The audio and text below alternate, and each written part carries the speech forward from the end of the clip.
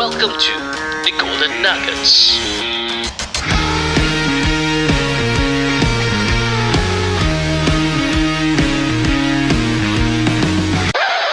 Exclusive for TGN podcast listeners, I have an exciting offer this May. Get a professional one-page website, quick, efficient, and on one single platform for just $1. Yes, you heard that right, $1 freaking dollar. Normally, my fees are about $1,250 for one-page website. So this particular month, I'm giving you a discount of $1,249 off the usual price. In exchange, there's a simple commitment fee of $50 a month. Okay, this is just to cover the platform costs and whatever miscellaneous fees involved. So on top of that, there's a special bonus. This bonus will get you to access my one-page playbook mini course, where it's a series of videos that I share on how you can build effective, high-converting landing pages. You get access to a community of like-minded individuals. On top of that, you get weekly group coaching sessions to solidify your foundations of your website. This offer is just limited to 100 signups.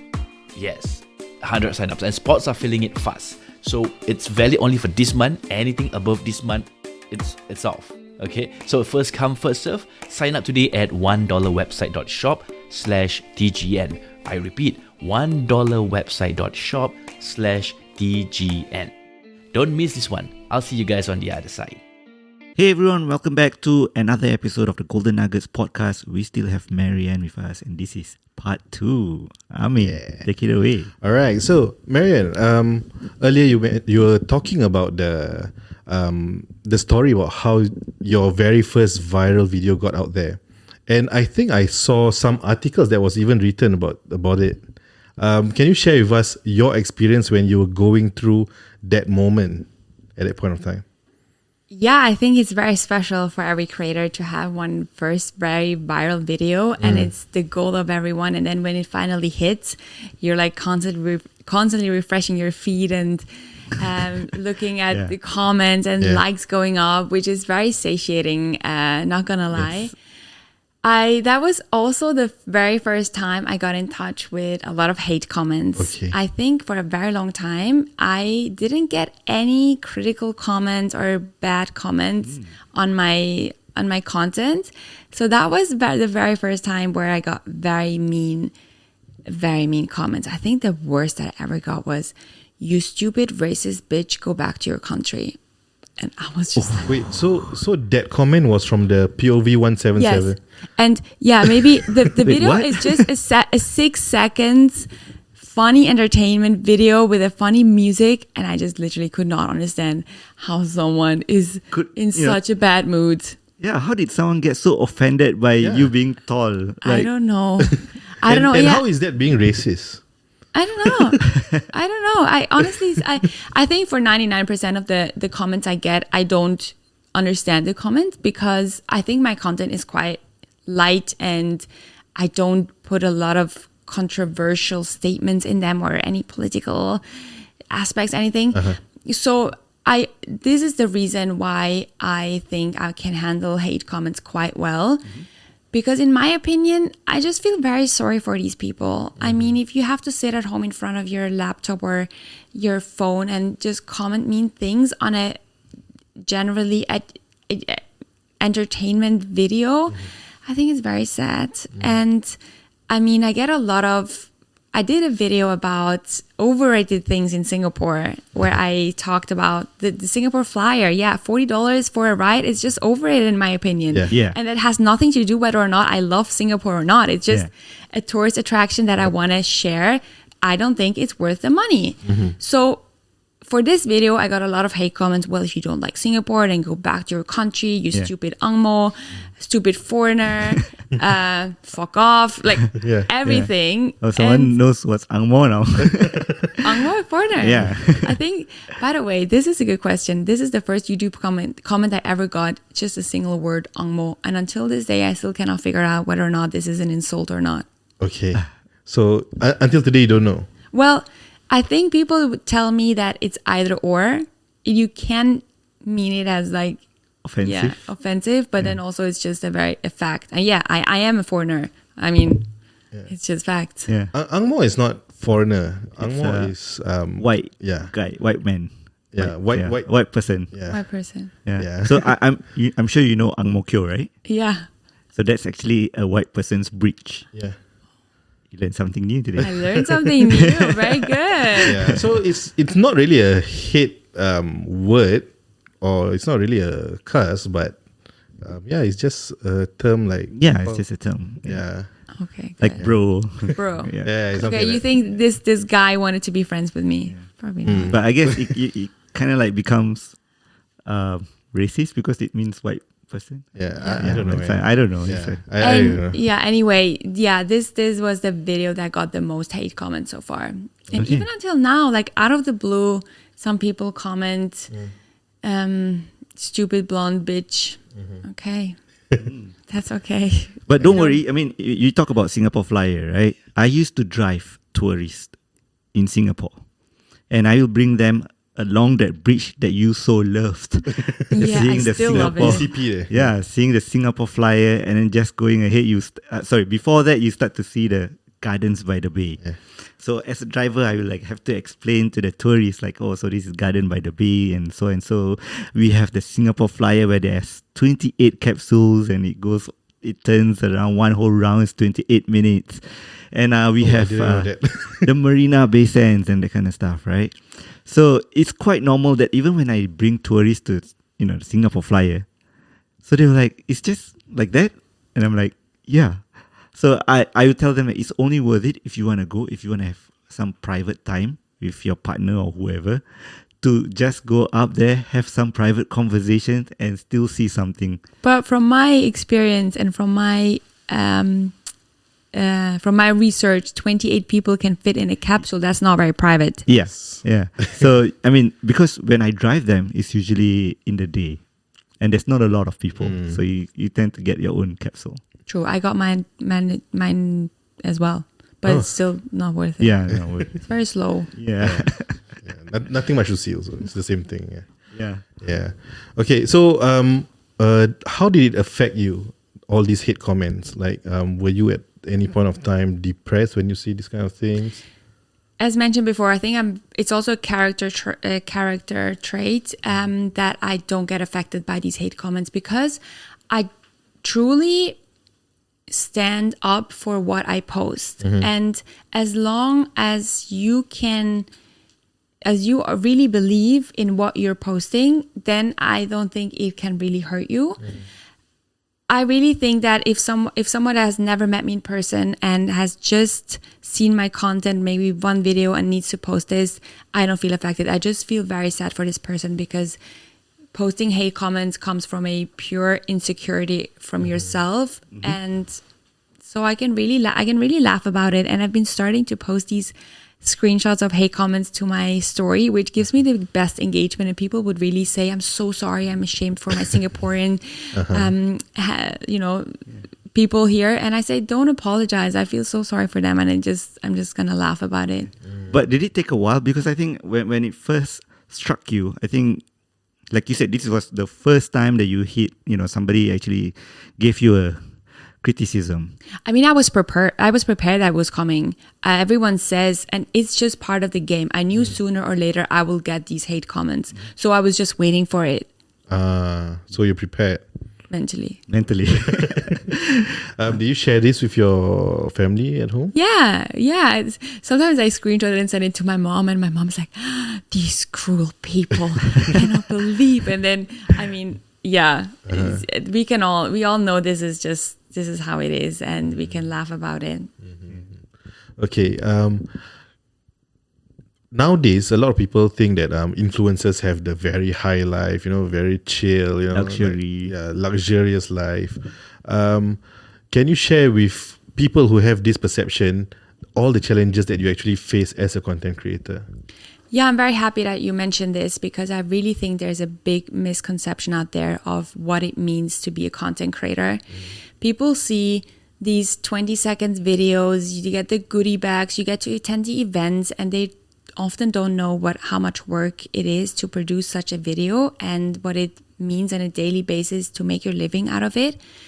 The biggest struggle is mental health because you're never done with work. You don't have anyone to tell you, okay, now it's 6 o'clock, you can go home and watch a movie. You're constantly, there is always work. And if you don't work, you don't make any money or you're not growing.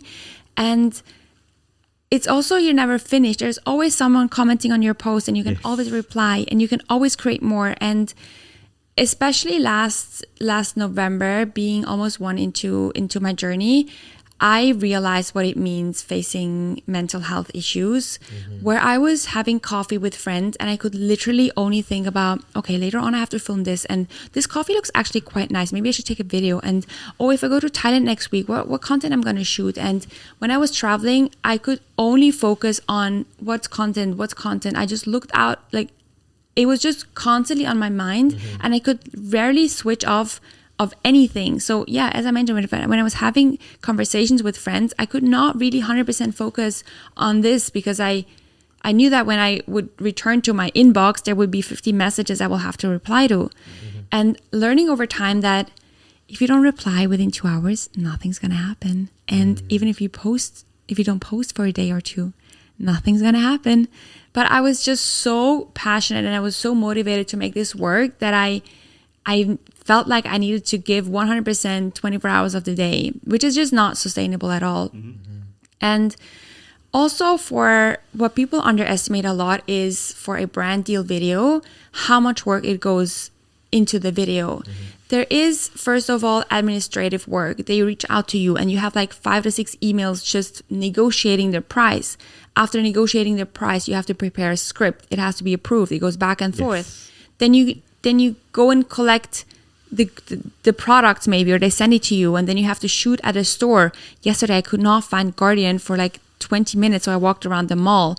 So I set up my tripod in the middle of the mall. I was filming one single video clip for 3 seconds. I got home, I shooted another 2 hours to get the perfect clips. I edited. Then there's drafts back and forth and captions and posting. So, and then you have to write invoices, and this is just for a 25 seconds video. And people only see, well, she just like went to this restaurant and tried some food and then she filmed it. So should be easy. Yeah. So this is sometimes a bit frustrating. Yeah, it becomes like a job hazard because it's constantly on your mind. Like you say, when you go travel, all you can think about is content. I have a question for you, and you might need to put on your coaching hat. I'm prepared. I am a content creator, right? So I create content, but most of my content is to educate others, and eventually the final is such that they hire me or my agency to, create content for them, where we strategize and so on. I have no problems creating content for others. No problems at all. But when it comes to my own content, I get jaded and that kind of stuff. What's your advice? The imposter syndrome. You're like, you feel like your content is not good enough? Not that. It's just that sometimes I just feel like fatigued and jaded and tired and I just don't want to do it. Like I don't mind doing it for like this client and that client. And I can see them going viral, having 100,000 views, 600,000 views. But then when it comes to mine, I'm like, I feel so tired by the time I want to do my own content. Yes. Okay. This is a good question. I get this one a lot and it's hard for me to answer because I don't face this at all.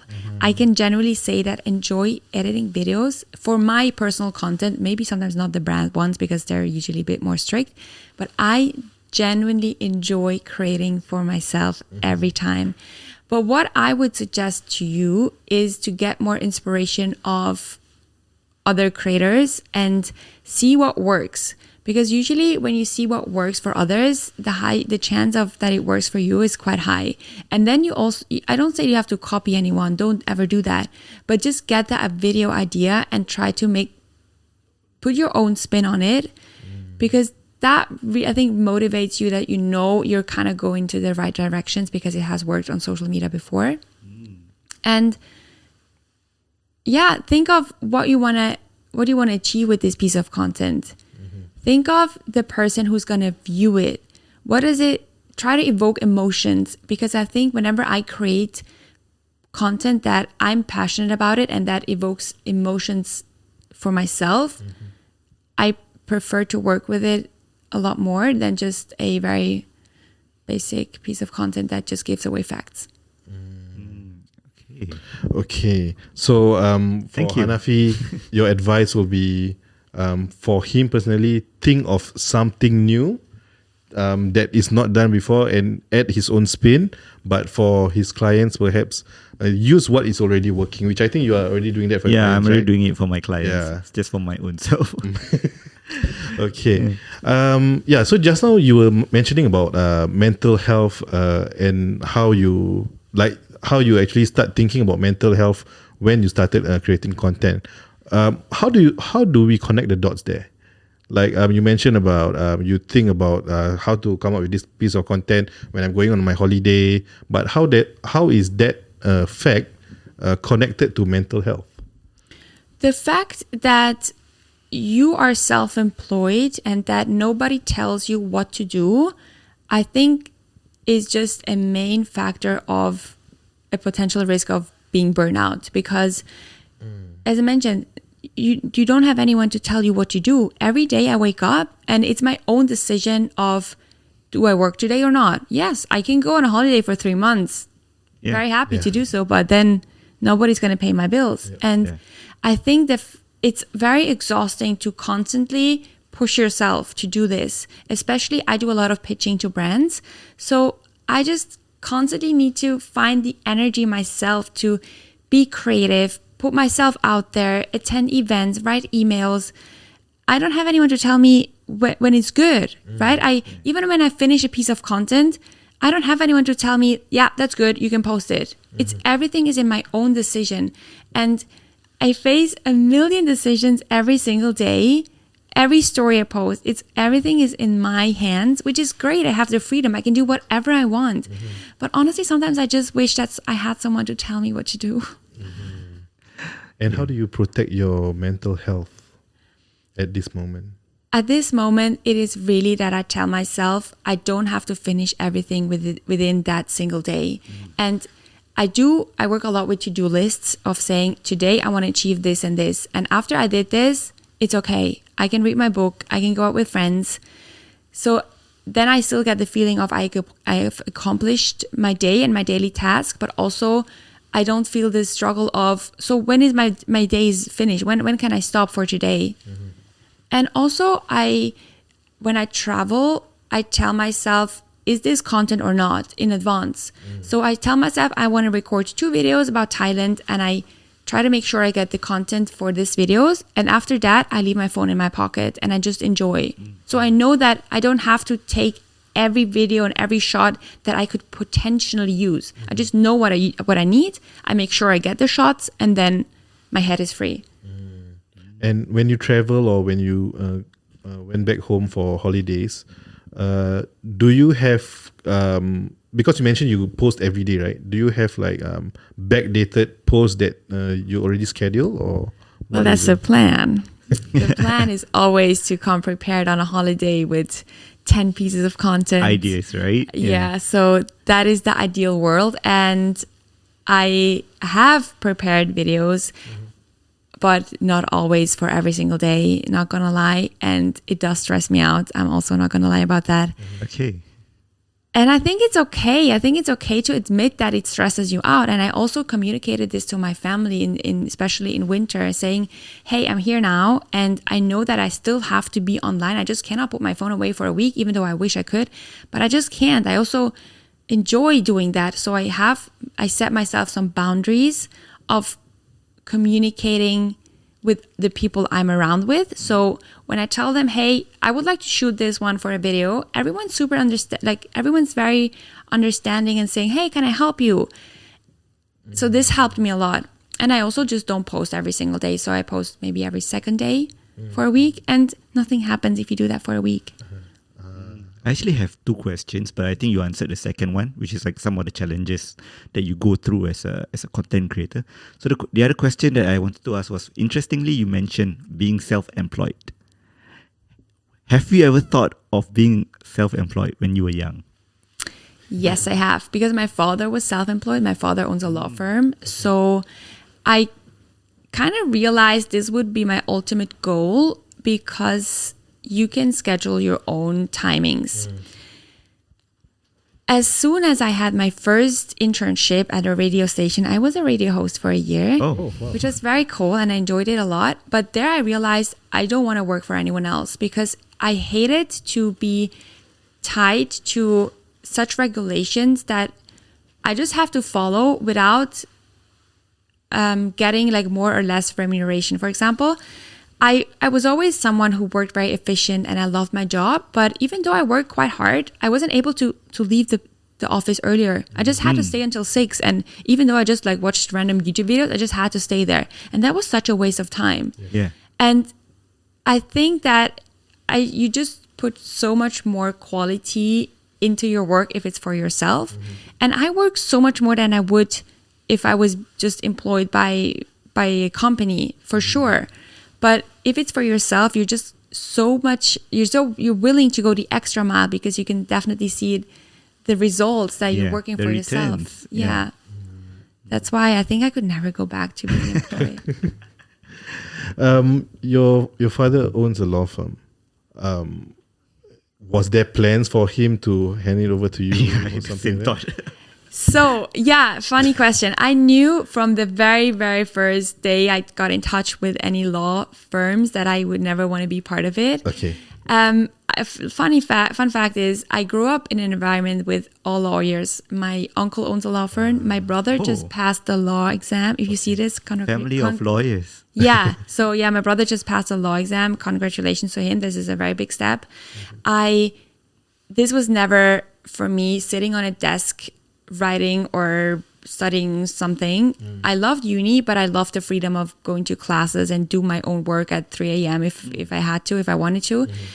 I always needed to be active. I knew that I could never do an office job sitting on desk from 9 to 5. I knew that from a very, very long time. So he also knew that. And yeah, it was never. Are you the youngest? No, my brother is 2 years older. Okay. Working in a law firm now. Okay. So, sorry.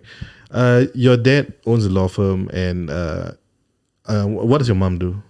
My mom used to be a preschool teacher, Okay. and she stopped working when she had me and my brother. And she opened a clothing concept store 10 years ago, which was great for me as a girl, obviously, because I got a lot of free clothes. This is from her store. Everything I wear is from her store.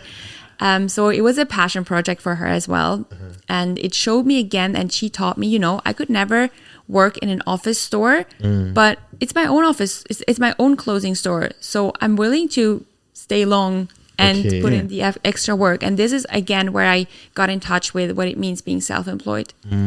But was there any pushback from your parents when you told them that you want to start doing content or become an influencer? No, and I'm so grateful that my mom, she's been my number one fan from the very first beginning.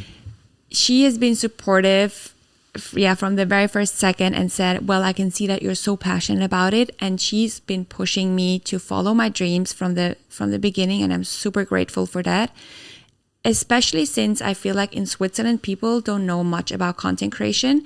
And if I tell my friends back home what I do, the first reaction is, content creator? What's that? And then I say, influencer. And they say, oh, one of these girls. So I got the stamp immediately.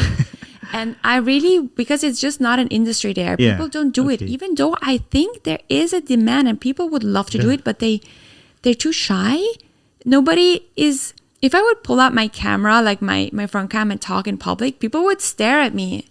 And here it's just so much normal. Yeah, here's normal, and the industry is so big. And I really wish that people in Switzerland and the industry, it is slowly growing, but yeah, people don't even know that this is a real profession. They don't know what it means. So I'm curious, if you mentioned that there's not much content creation or it's frowned upon over there, what do people over there actually consume nowadays?